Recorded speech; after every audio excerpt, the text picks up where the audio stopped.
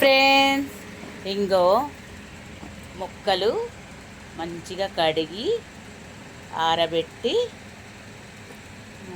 జీడి తీసి ఉప్పులో నానబెట్టి మళ్ళీ 2-3 సార్లు నానబెట్టి ఇక ఇట్లా ముక్కలు కోసుకున్నాం. ఇగో ఇంత జీడీలు వెళ్ళినాయి.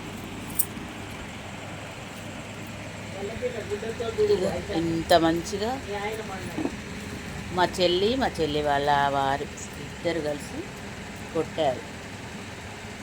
ఇట్లా ఈ సైజు ముక్క కోసుకొని పెట్టుకోవాలి. పచ్చడి 100 గ్రాములు కారము, 200 గ్రాములు ఉప్పు, మెంతిపిండి, ఆవపిండి, ఎల్లిపాయల ముద్ద మన ఇష్టం, పసుపు, పల్లి నూనె పోసుకోవాలి.